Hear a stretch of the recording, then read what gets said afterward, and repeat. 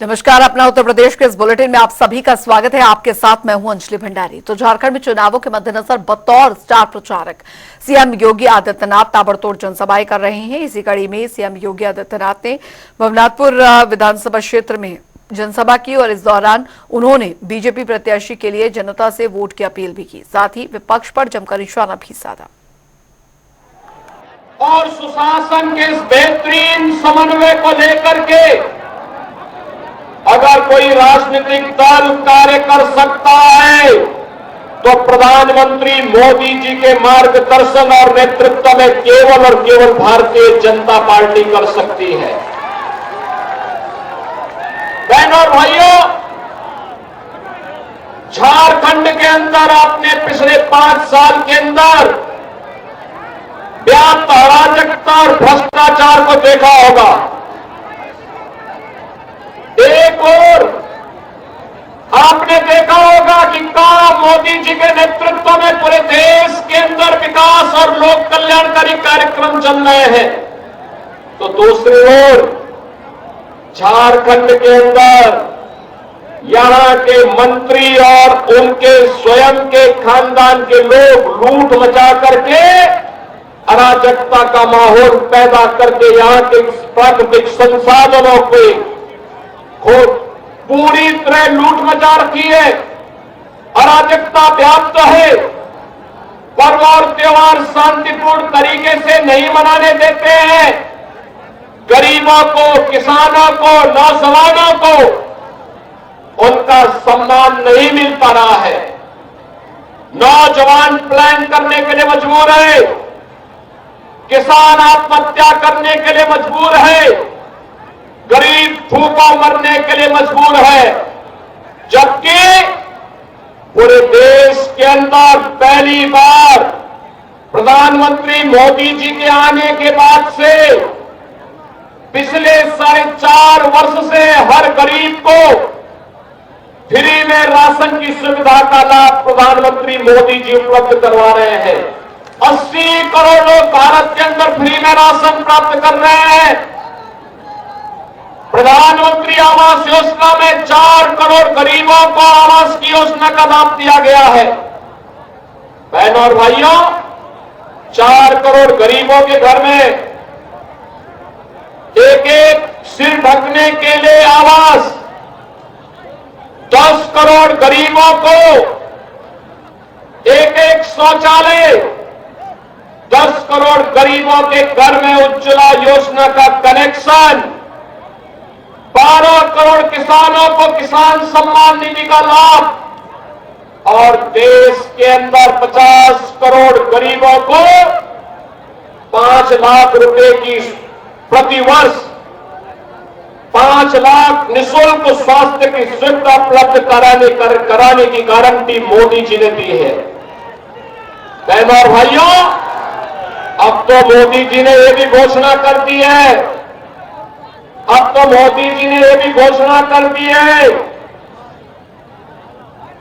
कि 70 वर्ष के ऊपर के हर व्यक्ति को, वह किसी भी जाति का हो, किसी भी मत का हो, किसी भी संप्रदाय का हो, उसे प्रतिवर्ष 5 लाख रुपए का स्वास्थ्य बीमा, हर वर्ष 5 लाख रुपए की फ्री में उपचार की सुविधा उपलब्ध करवाएंगे।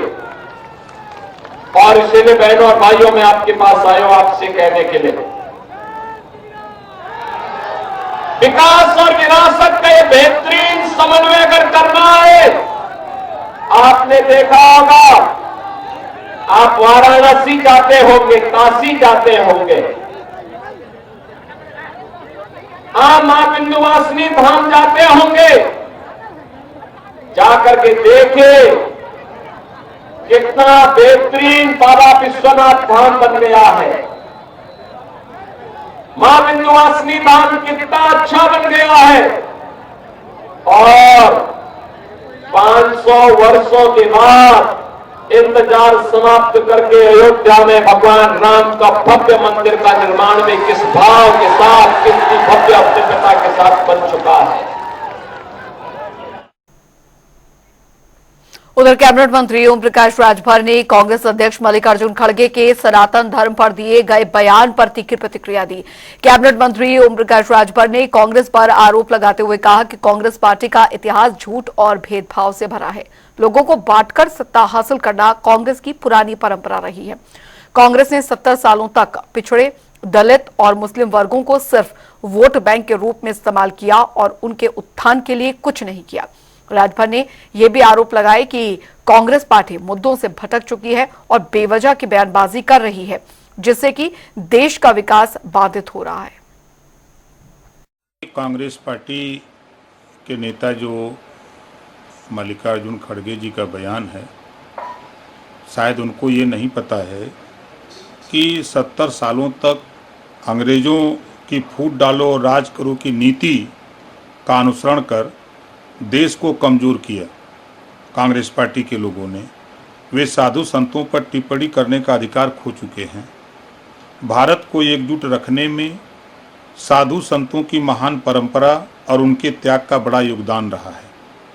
गेरुआ वस्त्र त्याग और बलिदान का प्रतीक है और योगी आदित्यनाथ जी ने इस संन्यास की भावना के साथ प्रदेश की सेवा का संकल्प लिया है। आदरणीय प्रधानमंत्री जी श्री नरेंद्र मोदी जी के मार्गदर्शन और मुख्यमंत्री योगी आदित्यनाथ जी के नेतृत्व में आज उत्तर प्रदेश उत्तम प्रदेश बनकर उभरा है। डबल इंजन सरकार की लोक कल्याणकारी योजनाओं का लाभ बिना किसी भेदभाव समाज के हर तबके को मिल रहा है। योगी आदित्यनाथ जी एक सच्चे संत हैं जो राज सत्ता में रहते हुए भी संन्यास के मार्ग पर चलकर प्रदेश की सेवा कर रहे हैं। उन्होंने कभी भी सत्ता के प्रलोभन में फंसकर सत्ता का दुरुपयोग नहीं किया है। योगी जी लगातार समाज के सभी वर्गों को साथ लाने का प्रयास कर रहे हैं। उनका संदेश है बंटोगे तो कटोगे, यानी समाज में विभाजन से सभी का नुकसान ही होगा। कांग्रेस पार्टी के शासन में दंगे होते थे, जन की हानि होती थी, संपत्ति का नुकसान होता था। ये बंटने का कारण था कि दंगे होते थे, चाहे वो समाजवादी पार्टी की सरकार में 815 दंगे हुए, 1300 जन की हानि हो गई। उसी बात को योगी जी कह रहे हैं कटोगे बटोगे तो कटोगे आपस में लड़ करके। तो कांग्रेस के लोगों को बुरा लग रहा है। कांग्रेस पार्टी ने हमेशा जाति, धर्म, मजहब और भाषा के नाम पर लोगों को बांटकर अपनी राजनीतिक रोटी सेकी है। और इस बीच एक बड़ी खबर आ रही है, बड़ी जानकारी आपको बता दें, यूपी में जा रही है होर्डिंग वॉर जारी। जी हां, आपको बता दें कि इस बार होर्डिंग वॉर जो है वो जारी है। होर्डिंग वॉर में अब अली बजरंग बली की एंट्री हो चुकी है। ये इस वक्त की बड़ी खबर आपको बता दें, सपा कार्यालय के बाहर एक और नई होर्डिंग लग चुकी है। यूपी में होर्डिंग वॉर जारी है, ये इस वक्त की बड़ी खबर आपको बता दें। होर्डिंग वॉर में अब अली बजरंग बली की एंट्री भी हो चुकी है। सपा कार्यालय के बाहर एक और नई होर्डिंग लगा दी गई है। सपा प्रवक्ता अभिषेक बाजपेयी ने होर्डिंग लगाई है, ये इस वक्त की बड़ी खबर आपको बता रहे हैं। होर्डिंग में लिखा है अली भी है, बजरंग बली भी है। ये होर्डिंग आप देख सकते हैं जिसमें अली और बजरंग बली संग एकता भी है, ये एकता की टोली भी है। ये आप होर्डिंग देख सकते हैं सपा कार्यालय के बाहर। होर्डिंग वॉर, अब तक बयानबाजियों की आप देखते थे कि बयानबाजी जो थी चुनावों के दौरान वो देखने को मिलती थी। और तौकीर किदवई संवाददाता फोन लाइन पे हमारे साथ जुड़ गए हैं इस खबर पर ज्यादा जानकारी के साथ। अब तौकीर, चुनावों से पहले बयानबाजियों का दौर होता था एक वक्त, लेकिन अब जिस तरीके से उत्तर प्रदेश में उपचुनाव से पहले ये होर्डिंग वॉर देखने को मिल रहा है कि पहले बटेंगे तो कटेंगे, और अब सपा कार्यालय के बाद एक और ये होर्डिंग लगा दी गई है कि अली भी है, बजरंग बली भी है और संघ एकता की टोली भी है। अब किस दिशा में जा रहे हैं ये उपचुनाव? देखिए, मैंने आपको बताया था कि हरियाणा चुनाव में ये स्लोगन मुख्यमंत्री योगी आदित्यनाथ की तरफ से इस्तेमाल किया गया था, जिसमें भारतीय जनता पार्टी को एक टूल किट की तरह अभी ये नारा मिल चुका है। सभी चुनाव में इसका इस्तेमाल हो रहा है। खासकर हरियाणा चुनाव को 1.5 महीना बीतने के बाद अब जब चुनाव महाराष्ट्र और झारखंड में है, इतनी दूर का फासला है, लेकिन इस तरह के स्लोगन वहां पर भी इस्तेमाल हो रहे हैं। बटोगे के तो कटोगे के बयान को लेकर आज भी राष्ट्रीय अध्यक्ष जो कांग्रेस के हैं खड़गे जी, उन्होंने भी आज इस पर बयान दिया है। अजीत पवार कह चुके हैं कि इस तरह की राजनीति महाराष्ट्र में नहीं चलती। कई तरह की बयानबाजी देखने को मिल रही है, यानी कि कटोगे और बटोगे जैसा बयान पूरी तरह से राजनीति में एकदम मुख्य बिंदु के तौर पर देखा जा रहा है।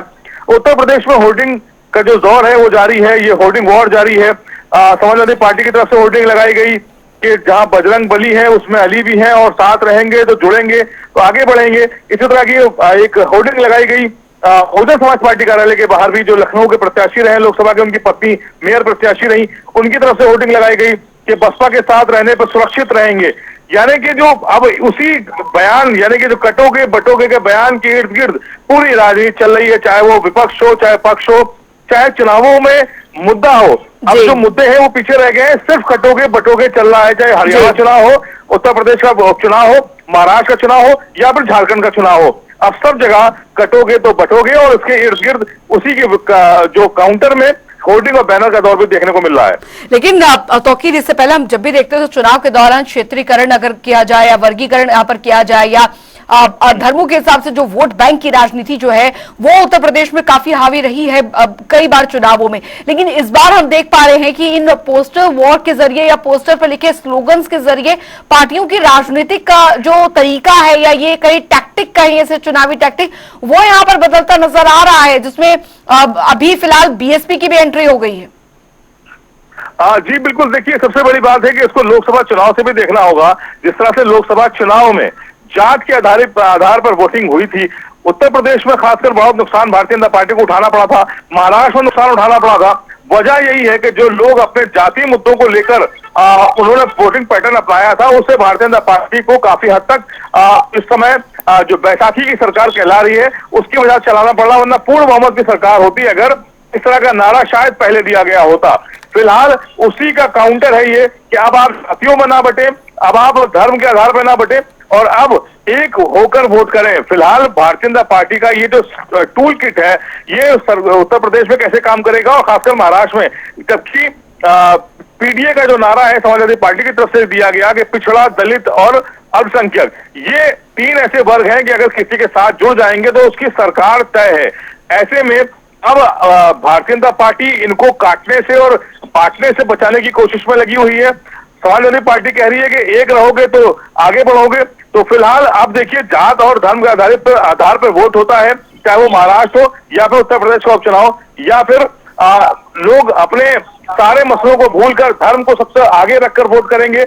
ये 23 तारीख को क्लियर होगा। लेकिन ये जरूर है कि इस तरह के नारे उत्तर प्रदेश से लेकर महाराष्ट्र तक बयानों में भी गूंज रहे हैं और सोशल मीडिया पर भी सुर्खियां बटोर रहे हैं। बिल्कुल तौकीर, बने रहिए आप हमारे साथ। ये बड़ी खबर पोस्टर वॉर यूपी उपचुनाव में इन दिनों काफी ज्यादा महत्वपूर्ण हो गई। एक और बड़ी खबर आ रही है और ये बड़ी जानकारी भी इसी खबर से जुड़ी हुई है। पोस्टर वॉर के बीच बीएसपी ने की एंट्री। पोस्टर वॉर में अब हुई बसपा की एंट्री और बसपा की आपको बता दें पूर्व मेयर प्रत्याशी शाहीन बानो ने लगाया पोस्टर, बीएसपी से जुड़ेंगे तो आगे बढ़ेंगे और सुरक्षित भी रहेंगे। तो बीएसपी भी अब ये पोस्टर वॉर में जो है वो कूद यहां पर पड़ी और ये पोस्टर हम आपको दिखा रहे हैं। देखिए आप, आकाश आनंद एक तरफ और मायावती एक तरफ, और आप देख सकते हैं शाहीन बानो की तरफ से पोस्टर जो है वो यहाँ पर लगाया गया है और बीएसपी का नारा अब आप सुनिए कि बीएसपी से जुड़ेंगे तो आगे बढ़ेंगे और सुरक्षित भी रहेंगे।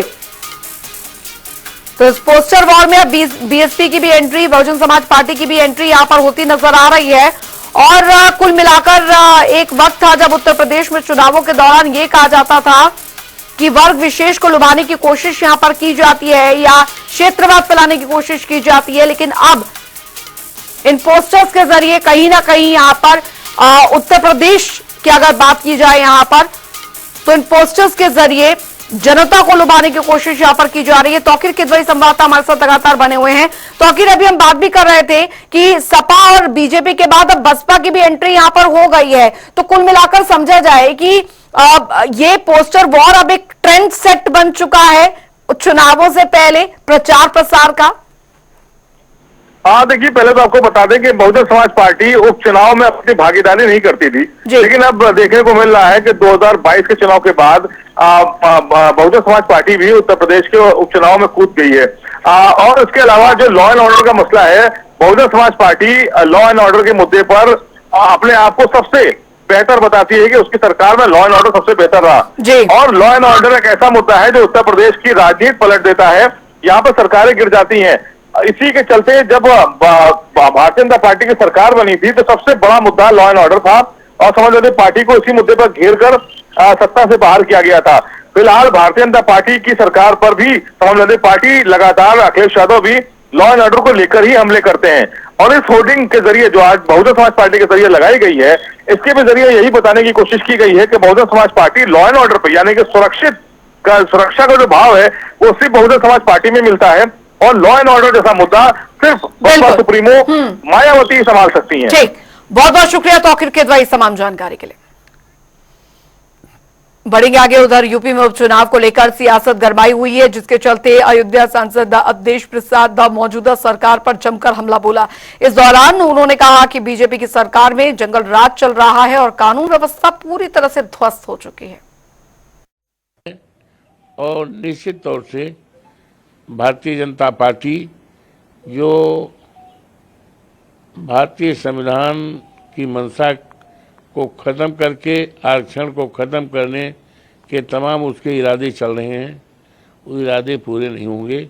उसके लिए पीडीएफ पूरी तरह से तैयारी में है। इसीलिए लगता है माननीय मुख्यमंत्री जी अनाप शनाप समाजवादी पार्टी पर बोलते रहते हैं, जबकि समाजवादी पार्टी और पीडीएफ परिवार ही इस प्रदेश और देश में ऐसी पार्टी है जो जन समस्याओं के लिए, जनता के सम्मान के लिए और प्रदेश और देश के विकास के लिए सोचती रहती है।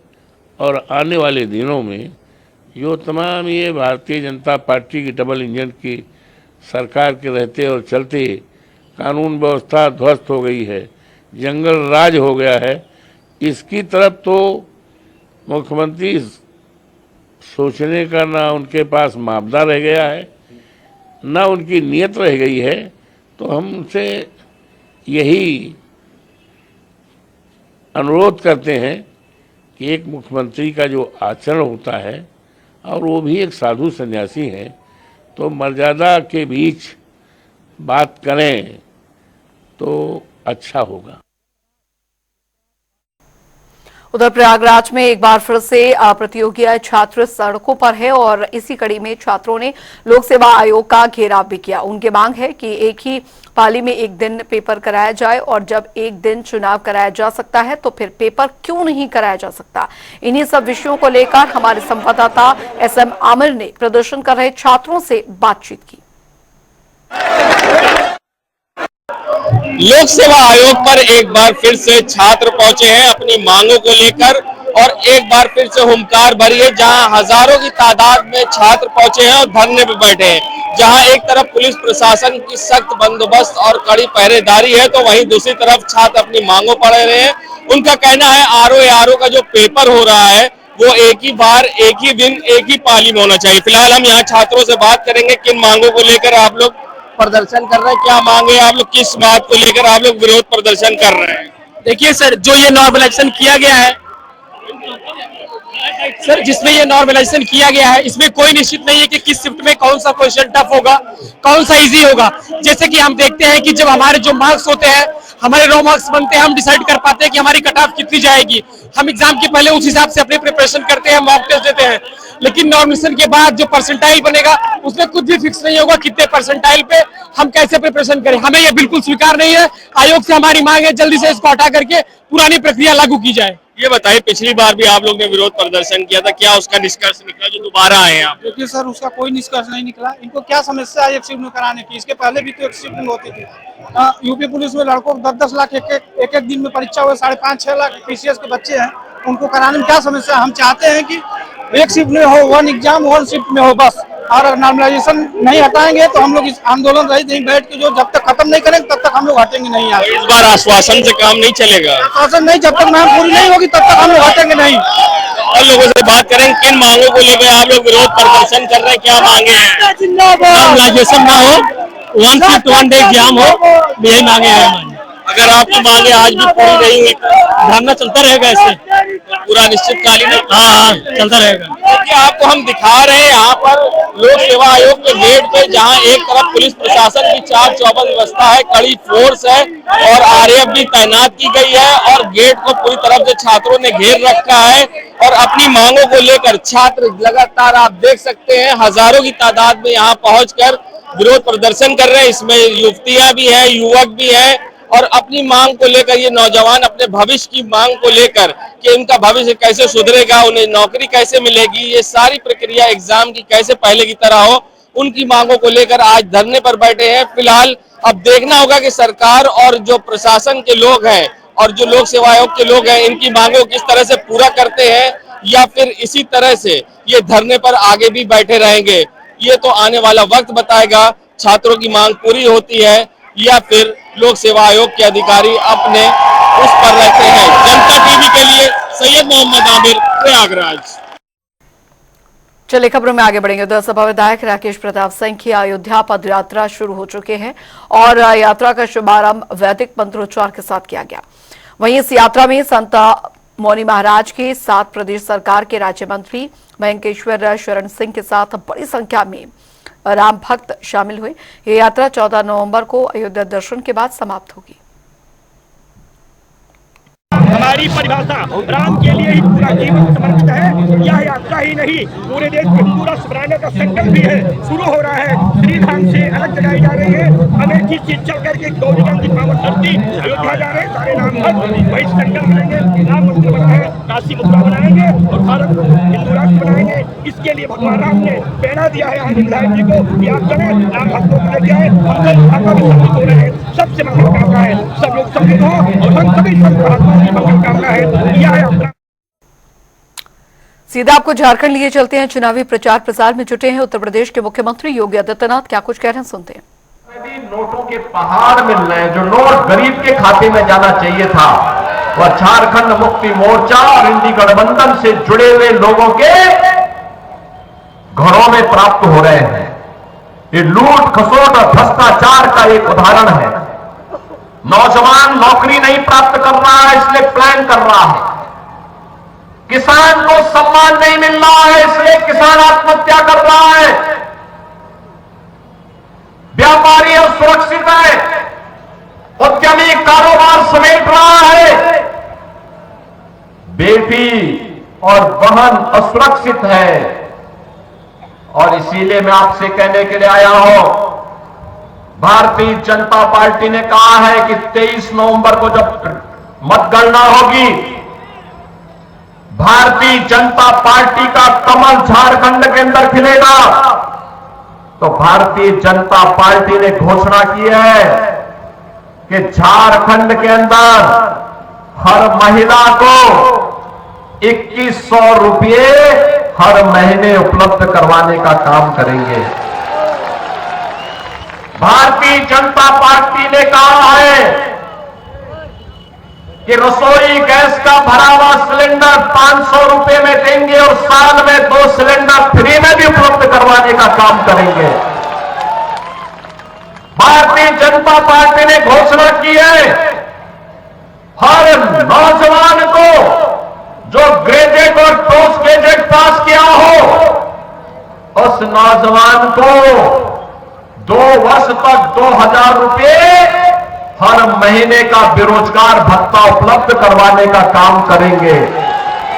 और भारतीय जनता पार्टी ने घोषणा की है कि पीएम इंटर्नशिप स्कीम में हर नौजवान को 5000 रुपये हर महीने उपलब्ध करवाने का काम करेंगे। भारतीय जनता पार्टी ने कहा है 21 लाख गरीबों के मकान झारखंड के अंदर बनाने का काम भारतीय जनता पार्टी की सरकार करेगी। बहनों और भाइयों, मोदी जी के नेतृत्व में आज हम एक नए भारत का दर्शन कर रहे हैं। एक ऐसा भारत जिसमें सुरक्षा शासन भी है। याद करिए, जब एक कांग्रेस और आरजेडी और झारखंड मुक्ति मोर्चा की सरकार केंद्र में थी, पाकिस्तान भारत की सीमा में घुसता था, चीन भारत की सीमा का आक्रमण करता था। हम लोग संसद में मुद्दे को उठाते थे चलिए इसी के साथ इस बुलेटिन में अभी के लिए फिलहाल इतना ही। वक्त एक छोटे से ब्रेक का।